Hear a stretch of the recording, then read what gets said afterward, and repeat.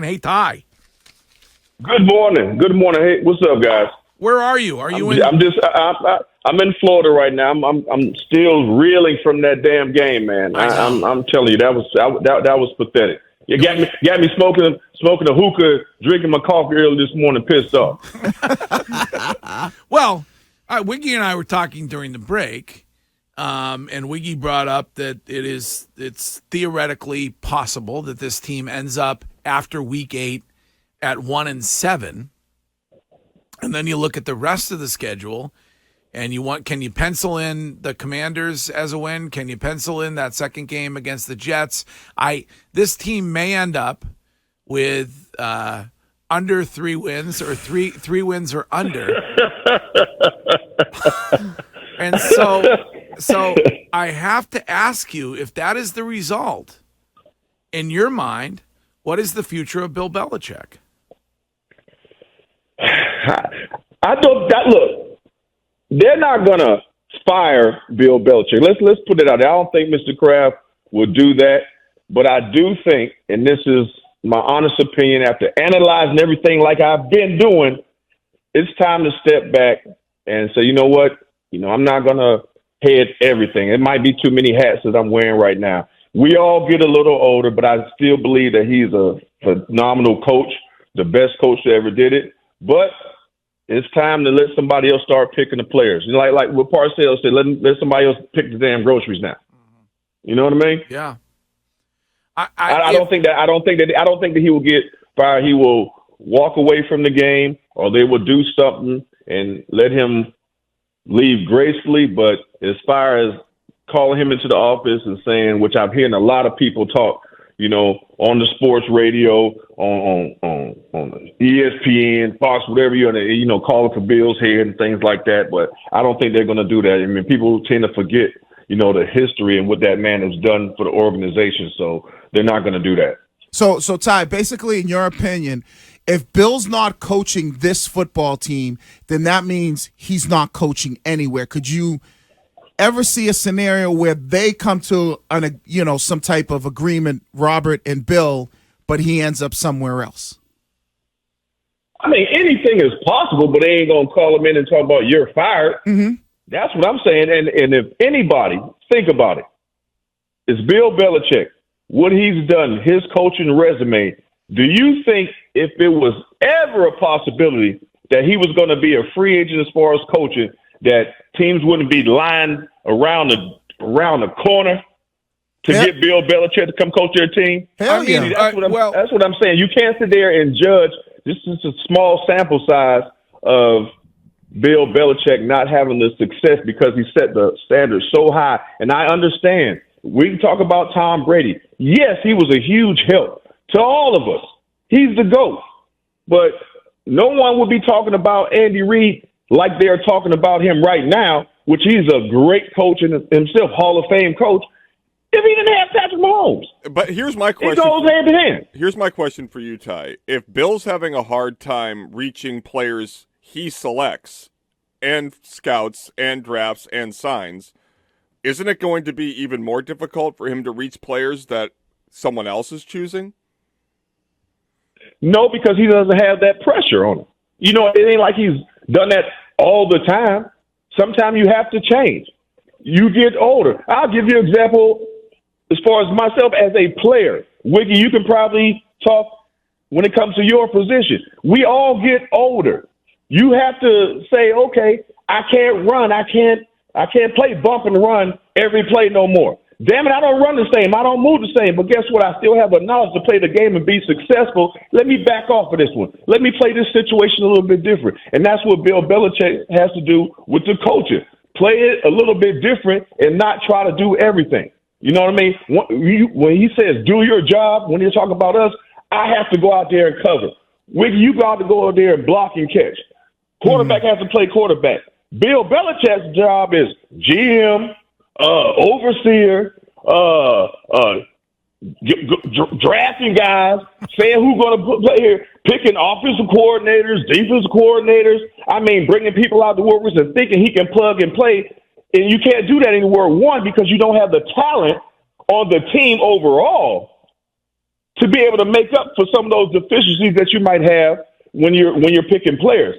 You can plug and play. How many guys came from, like, let's say a Steve Neal? That mean he didn't play football. He made it successful because guess what? You got Tom Brady over there. Hey, you got Matt Light over here. You got Dan Copeland right here. That offensive line suck right now. Yeah, the defense sucks. Everything over there sucks. So you can't make up for the lack thereof now because you don't have the team or the players to be able to do so. So it actually made them look a lot better as a GM when you had all those core players in place that's going to make up for it. Like I was saying, I mean, hey, if the offense messed up, the defense, damn it, we had it. If the defense messed up, hell, we got Tom Brady over there. You do not have that right now. So the best thing for you to do is get somebody that can concentrate on all that, and you just coach it. I still think you can be successful. Settle another argument. How much of what you saw Sunday was on those players essentially quitting? I'm sorry, QC, but that was just an ass whipping. I mean, it ain't nobody quitting it. You couldn't do nothing but quit. Because, I mean, that's what they made you look like you were quitting. I know those guys, I would never say a professional athlete that gets paid to play this game will go out there and quit. But that's what it looked like out there. They were just trying to get the game over with. We knew we were going to lose. They had no passion. And you get your quarterback benched for the second time in 2 weeks. The writing is on the wall for Mac Jones. The writing is on the wall. I mean, because if anything, you know what? You run out there and play like shit. Hey, guess what? I'm gonna make you play this whole game out. We gonna sit there and see if you throw another one. I ain't gonna take you out because I mean you put yourself in this position. You want to play like that? Okay, let's finish this out. You about to get booed after this one. Quick note: Ty Law's first S-bomb brought to you by QC Kinetics, who are donating $20 a week to the Greg Hill Foundation every time Ty swears. So. Ty, we were talking about it yesterday about how you told us last season that you were on different teams, that you were going into the game talking about what plans you had after because you were walking into games where you knew you were going to lose. That was never the case when you were on the Patriots. Watching them even go out there on Sunday, it seemed like they are that type of team. Like there is no fight for each other. It seems like they don't believe in each other. They don't believe that they're good enough, or the defense doesn't believe the offense is good enough, and the offense doesn't trust each other to go out there and get a win. You know what? I don't know. You guys probably more tuned in than I am. Who's the captains of the Patriots? Mac somebody Jones, tell me who the captains are. Matthew Slater. David Andrews. Mac is one. Matthew Slater. Yep. Mac Jones. Okay. Okay, Mac Jones. Yeah. See what you just said? Yeah. How are you a captain? Just because you have the title of the quarterback? That does not make you a captain just because you have the quarterback. I know it's like pretty much across the board, but that shouldn't qualify you as a captain. It shouldn't. So when you're talking about Matthew Slater, rightfully so. He has a hell of a resume, a great player. He's a Hall of Fame player.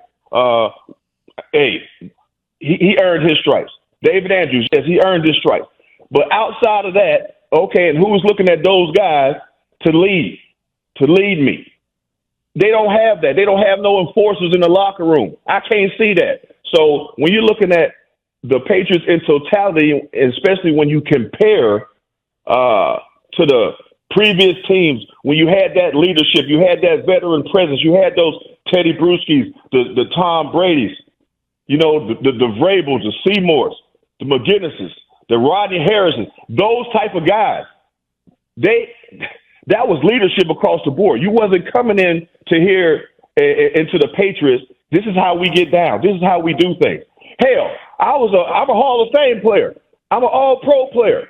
Damn it, I wasn't a captain. Do I qualify? You know why? Because I wasn't there on the off season. Yeah. And I wasn't going to come up there to be a captain just to have that on for the off season. I had to do what was best, for myself as a player and for the team, and that was by me leaving. But by me leaving, that disqualified me from being a captain.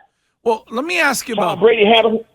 Yeah, go ahead. I'm sorry I'm going on the rant, but see, the captains will tell you right there, that's what the team is all about. Go across the board and tell me the captains of the team, and I can tell you the type of attitude, the type of character, and the culture that they have in the locker room. Wow. So let me get your opinion on this. When it comes to leadership, Scheim is very bothered when Mac Jones essentially says that he's going to bring the guys along with him. I'll play the audio for you, and I want your opinion on it. All right, here you go. Of course, I'm going to try and be the same guy and be me and bring guys along with me. That's very important, and I know that I can do it, and I just have to go out there and bring the guys with me.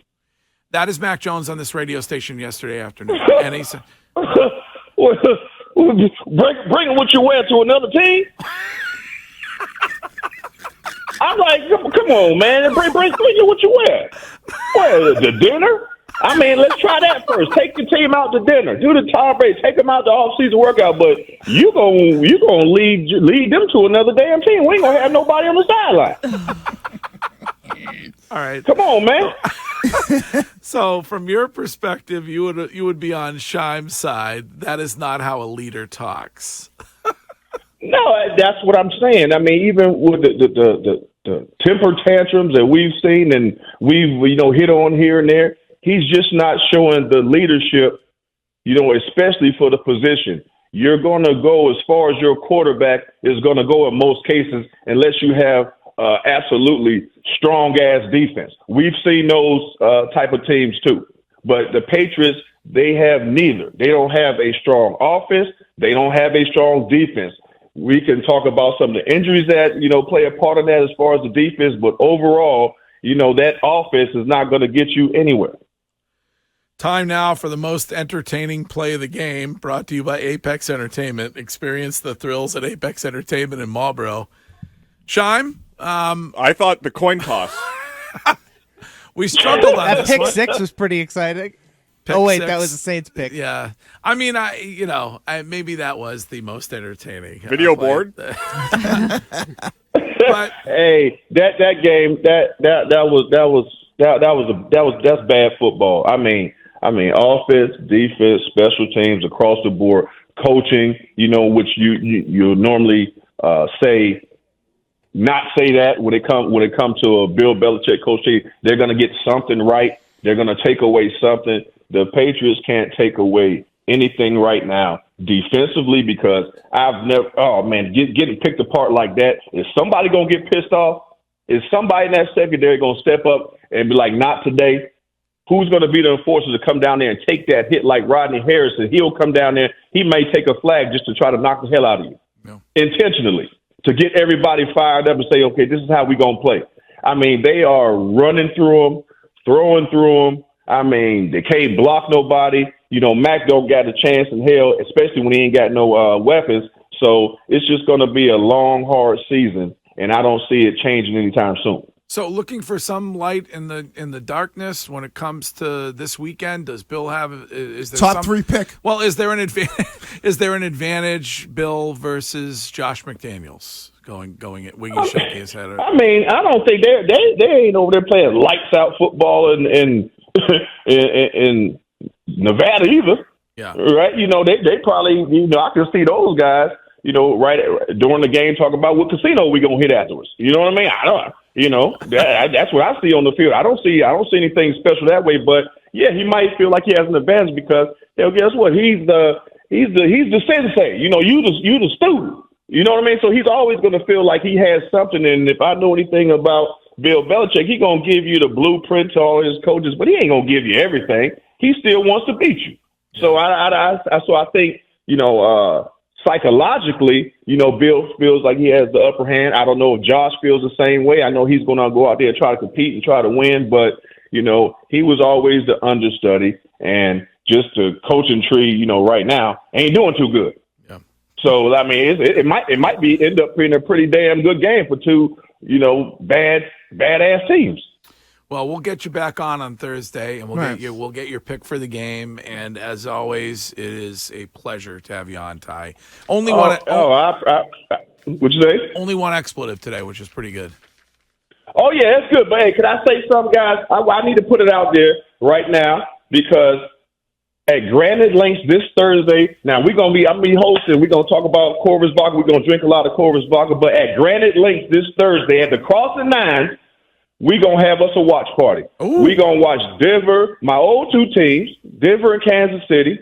We going to watch them Thursday. We going to drink Corvus Vodka, especially cocktails. So come out and hang with me. And I'm also on Friday, I'm doing my second liquor store appearance, and we're going to sign and drink, buy a bottle, sign a bottle. Denny's Liquor Store in Marlboro, y'all. So, hey, come on out Thursday and Friday. We're going to have us a good time, and Corvus Vodka is always on deck. So I want everybody to come out there and hang out with me and try it. Okay, Thursday night, what time at Granite Links? I'll be there at 7 o'clock at Granite Links, and we're going to watch the game. So cross the nines, come check it out. And then at 5 o'clock at Denny's Liquor Store in Marlboro, I'll be there too. So, we're gonna do the damn thing. We're gonna be doing this every week. All right, Ty Law, we will talk to you on Thursday. Thanks, bud.